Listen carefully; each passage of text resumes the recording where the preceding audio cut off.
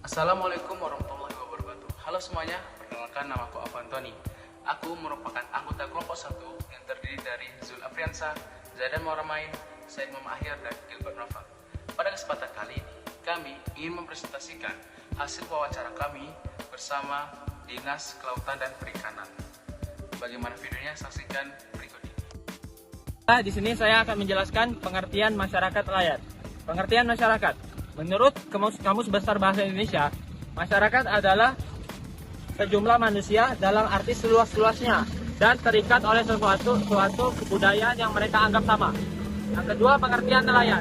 Nelayan dalam Ensiklopedia Indonesia dinyatakan sebagai orang-orang yang aktif melakukan penangkapan ikan, baik secara langsung maupun tidak langsung, sebagai mata pencaharian.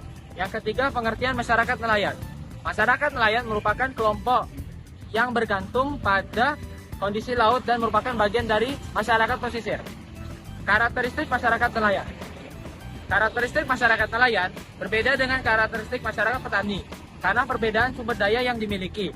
Masyarakat petani atau agraris menghadapi sumber daya yang terkontrol, yakni lahan untuk memproduksi suatu jenis komoditas dengan hasil yang dapat diprediksi. Dengan sifat yang demikian, memungkinkannya lokasi produksi yang menetap, sehingga mobilitas usaha yang relatif rendah dan faktor risiko yang relatif kecil. Pada tahun 2005. Baik, selanjutnya mengenai tipologi nelayan. Tipologi dapat diartikan sebagai pembagian masyarakat ke dalam golongan-golongan menurut kriteria tertentu. Kriteria dalam tipologi masyarakat nelayan dapat dilihat berdasarkan 5 sudut pandang menurut Bagong Suyanto 2013. Yang pertama itu dari segi penguasaan alat-alat produksi atau peralatan tangkap yang dimiliki nelayan. Dalam sudut pandang ini, nelayan bisa dibedakan menjadi 2 golongan, yaitu golongan yang mempunyai alat-alat produksi sendiri dan golongan nelayan yang tidak mempunyai alat produksi sendiri. Selanjutnya, yang kedua itu dari segi skala investasi modal usahanya. Nelayan yang dipandang dari sudut pandang ini dapat digolongkan menjadi 2 tipe, yaitu nelayan besar yang memberikan modal investasi dengan jumlah yang banyak untuk kegiatan menangkap ikan, dan nelayan kecil yang hanya bisa memberikan modal investasinya dengan jumlah yang sedikit. Yang ketiga itu berdasarkan tingkat teknologi peralatan tangkap ikan. Berdasarkan teknologi peralatan tangkap ikan, nelayan dapat dibedakan menjadi nelayan modern dan nelayan tradisional. Yang keempat, berdasarkan tenaga kerja. Tenaga kerja menurut Basir Bartos 2001 adalah tiap orang yang mampu melakukan pekerjaan baik di dalam maupun di luar hubungan kerja guna menghasilkan jasa atau barang untuk memenuhi kebutuhan masyarakat. Yang kelima itu berdasarkan lama melaut. Setidaknya ada tiga pola penangkapan ikan yang lazim dilakukan oleh nelayan. Pertama adalah pola penangkapan lebih dari 1 hari. Penangkapan ini seperti merupakan penangkapan ikan lepas pantai. Yang kedua adalah pola penangkapan ikan 1 hari biasanya nelayan berangkat melaut sekitar pukul 14.00, mendarat kembali sekitar jam 9.00 hari berikutnya. Lamanya perjalanan merupakan waktu yang diperlukan untuk nelayan untuk sampai di tempat sasaran penangkapan ikan. Hal ini sangat dipengaruhi oleh beberapa lama nanti nelayan berada di lautan untuk dapat mencari tempat yang ideal. Selanjutnya, permasalahan yang dihadapi para nelayan. Permasalahan yang dihadapi nelayan dalam melaut yakni terhadap cuaca. Para nelayan seperti para pahlawan di lautan yang luas selalu dihadapkan pada gelombang permasalahan yang menguji tekad dan ketabahan mereka. Satu permasalahan yang usai adalah masalah cuaca yang kadang bersikap seperti sahabat dan kadang-kadang seperti musuh terbesar. Permasalahan yang kedua yaitu keterbatasan BBM. Di balik deburan ombak yang membentuk tarian gemuruh di wilayah Kepulauan Riau, terdapat perjuangan yang mendalam yang dialami oleh para nelayan setempat. Mereka adalah pahlawan tanpa tanda jasa yang setiap hari mengarungi laut dengan perahu mereka untuk mencari nafkah bagi keluarga mereka. Yang ketiga itu permasalahan mengenai ekosistem kelautan yang tidak baik, khususnya pencemaran limbah minyak kapal secara sirkulasi terjadi setiap tahunnya di wilayah perairan, khususnya di Bintan.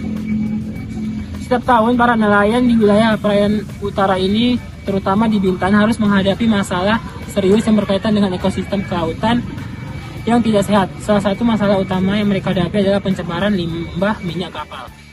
Selanjutnya, permasalahan yang dihadapi itu adalah terhadap bantuan nelayan yang diprogramkan oleh pemerintah terkait yang tidak tepat sasaran serta pengharapan yang lebih objektif. Nelayan di pesisir pantai selalu menjadi bagian tak terpisahkan dari pemandangan yang indah di negeri kita. Mereka mengarungi samudera demi mencari rezeki, tapi sayangnya permasalahan yang dihadapi oleh mereka terkait dengan bantuan nelayan yang diprogramkan oleh pemerintah tidak selalu berjalan seperti yang diharapkan.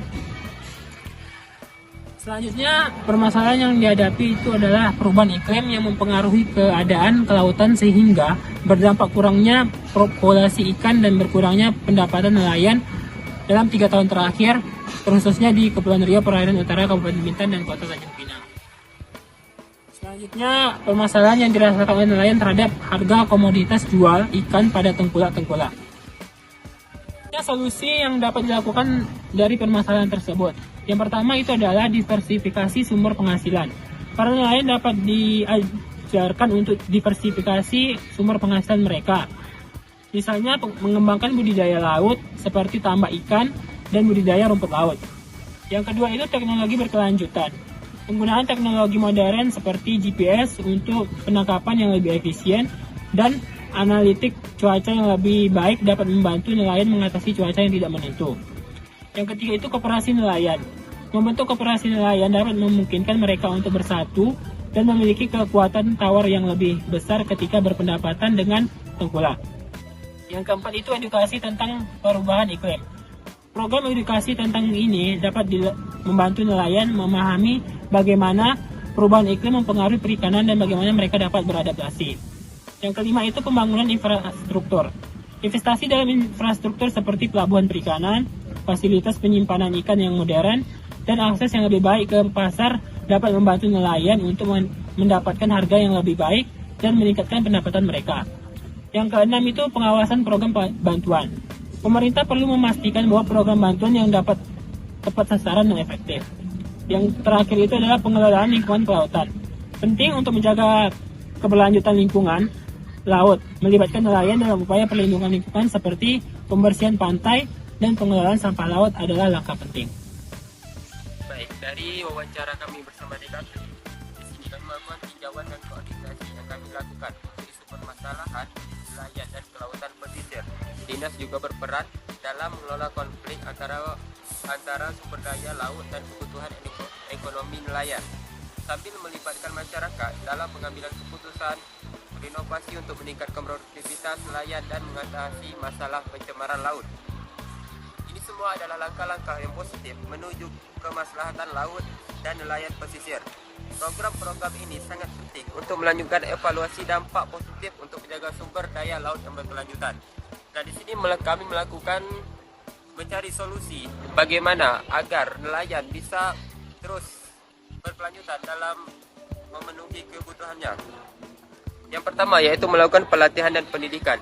Dinas Kelautan dan Perikanan dapat memberikan pelatihan dan pendidikan kepada nelayan tentang teknik penangkapan yang berkelanjutan. Hal ini membantu nelayan meningkatkan hasil tangkap mereka tanpa merusak ekosistem laut. Yang kedua yaitu diversifikasi mata pencaharian.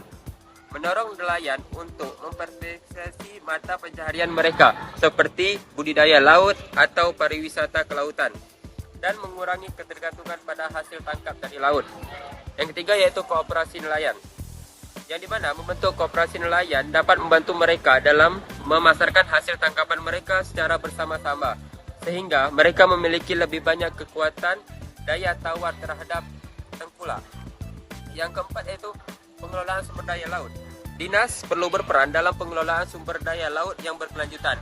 Hal ini melibatkan penetapan kuota penangkapan, musim penangkapan, dan zona penangkapan yang sesuai. Yang kelima yaitu teknologi yang berkelanjutan. Dinas dapat mendukung penggunaan teknologi berkelanjutan dalam penangkapan ikan, seperti penerapan alat tangkap yang ramah lingkungan. Yang keenam yaitu kolaborasi dengan komunitas nelayan, yang dimana penting untuk kolaborasi ini dilakukan yaitu untuk mengambil keputusan terkait regulasi dan kebijakan perikanan.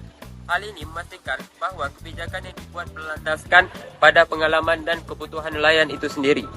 Yang ketujuh yaitu penanganan konflik. Dinas juga berperan dalam menyelesaikan konflik yang mungkin timbul baik antara nelayan atau dengan pihak lain yang berkepentingan. Yang ke-8 yaitu partisipasi masyarakat. Melibatkan masyarakat dalam proses pengambilan keputusan terkait kebijakan laut adalah cara untuk memastikan bahawa kebijakan tersebut sangat penting. Yang ke-9 yaitu pencegahan pencemaran laut. Dinas juga memiliki peran penting dalam mengawasi industri yang berpotensi mencemari laut dan mengambil tindakan pencegahan yang diperlukan untuk melindungi ekosistem laut. Yang terakhir yaitu pengukuran keberhasilan, yang dimana dinas harus memiliki mekanisme pengukuran keberhasilan program-program lainnya, termasuk peningkatan pendapatan nelayan, berkelanjutan sumber daya laut, dan partisipasi masyarakat dalam pengambilan keputusan. Hal ini sangat membantu untuk mengevaluasi efektivitas program-program tersebut. Baik, di sini saya akan memaparkan kesimpulan dari hasil diskusi kami dengan pemerintah terkait, yakni Dinas Kelautan dan Perikanan di Provinsi Kepulauan Riau, terkhususnya di bidang perikanan, tangkap dan nelayan, serta juga bidang pemasaran sumber daya kelautan. Dari hasil diskusi ini merujuk kepada bagaimana permasalahan-permasalahan yang terjadi di wilayah pesisir, nelayan pesisir dan juga kelautan secara regional di Kepulauan Riau. Dan juga kami melakukan solusi dan diskusi dari pihak terkait. Baik, bahwasanya nelayan terutama berfokus pada perikanan tangkap menghadapi berbagai tantangan serius termasuk perubahan iklim, keterbatasan sumber daya, masalah harga jual pada tengkulak terkait dan juga keberlanjutan sumber daya laut yang saat ini memiliki problem-problem yang terjadi semenjak beberapa tahun terakhir, terkhususnya meliputi di hasil perikanan yang saat ini secara signifikasi mengalami penurunan jumlah tangkapan. Dan juga Dinas Kelautan dan Perikanan memiliki peran penting dalam mendukung kesejahteraan nelayan dan menjaga keberlanjutan sumber daya laut.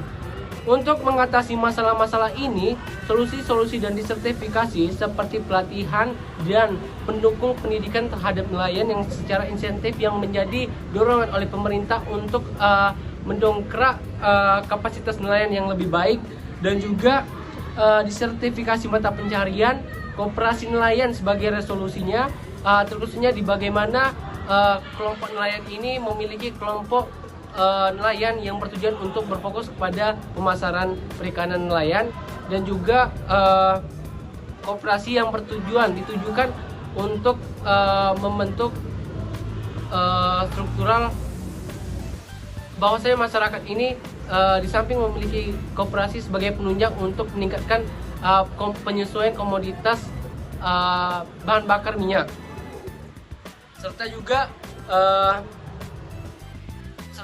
untuk mengatasi masalah-masalah ini. Dalam konteks ini perlu diingat bahwa upaya untuk memecahkan masalah ini di sektor perikanan bukanlah tugas yang mudah dan memerlukan kerjasama antara pemerintah, masyarakat dan berbagai pihak yang terlibat. Tujuan utamanya adalah menjaga kesejahteraan nelayan, menjaga keberlanjutan sumber daya alam dan kelautan, dan juga mencapai keseimbangan antara kebutuhan ekonomi dan lingkungan. Dalam hal ini, peran Dinas Kelautan dan Perikanan sangat penting untuk mengkoordinasikan upaya-upaya ini dan mengawasi implementasi solusi-solusi yang telah diajukan. Selanjutnya, saran-saran kami tentunya yang ada menjadi resolusi kami untuk mengatasi permasalahan ini yang kami tujukan kepada pemerintah, yang mungkin dapat diventarisasi apakah bisa diterima, dan juga mungkin sangat bisa mendorong terciptanya stabilitas, keseimbangan dan kesejahteraan nelayan, yakni penguatan pendidikan nelayan, dukungan teknologi berkelanjutan, promosi disertifikasi mata pencaharian, dan juga pengelolaan sumber daya laut yang berkelanjutan, kooperasi nelayan yang kuat, kolaborasi dengan komunitas nelayan, penanganan konflik, partisipasi masyarakat, pencegahan pencemaran laut, dan evaluasi dan pengukuran keberhasilan. Nah, pengukuran keberhasilan ini dimaksud dalam melakukan pengukuran secara berskala terhadap efektivitas program-program dalam meningkatkan kesejahteraan nelayan dan menjaga keberlanjutan sumber daya laut. Selanjutnya, mengenai rancangan proyek yang seandainya kami dari mahasiswa yang mungkin dapat kami lakukan untuk menunjang disertifikasi dalam mengurangi permasalahan-permasalahan yang timbul di tengah-tengah masyarakat nelayan, sehingga itu mungkin secara langsung dapat perlahan-perlahan memberikan pengurangan permasalahan yang terjadi di masyarakat, yakni proyek pengembangan koperasi nelayan berkelanjutan, dan juga langkah-langkah proyek yang kami lakukan yaitu identifikasi dan pendidikan, pembentukan koperasi, akses ke modal usaha, pasar yang adil, dan juga pengelolaan sumber daya laut, serta monitoring dan evaluasi. Dengan proyek ini diharapkan bahwa nelayan akan memiliki akses yang lebih baik ke sumber daya dan pasar, mendapatkan harga yang lebih adil dan stabil untuk hasil tangkapan mereka, dan secara keseluruhan meningkatkan kesejahteraan mereka. Selain itu, dalam pendekatan berkelanjutan dan pengelolaan sumber daya laut, kita juga akan membantu menjaga lingkungan laut yang sehat untuk masa depan melalui edukasi dan sosialisasi juga, serta menggaungkan masyarakat untuk lebih mengenal lingkungan di tempat kita beraktivitas sendiri. Terkhususnya kita nelayan, di mana lingkungan laut ini sangat penting untuk menuai keberlanjutan, apalagi sumber daya kelautannya inilah yang harus kita jaga dari gangguan-gangguan pencemaran laut. Selanjutnya, proyek ini diharapkan dapat memberikan solusinya terhadap permasalahan yang dihadapi oleh nelayan. Dengan pelatihan dan pembentukan koperasi ini yang kita wacanakan ataupun penunjang akomodasi, dan juga pengelolaan sumber daya dan pasar, serta mendapatkan penghasilan yang lebih adil dan usaha perikanan mereka. Proyek ini juga akan membantu menjaga keberlanjutan sumber daya laut sehingga memberikan manfaat jangka panjang bagi kehidupan nelayan pesisir. Mungkin sekiranya itu yang dapat saya sampaikan. Terima kasih. Nah, bagaimana setelah mendengar presentasi dari kelompok kami? Mohon maaf jika ada kesalahan ataupun kekurangan informasi. Saya, Afwan Tony, mewakili kelompok 1, undur diri. Terima kasih. Wassalamualaikum warahmatullahi wabarakatuh.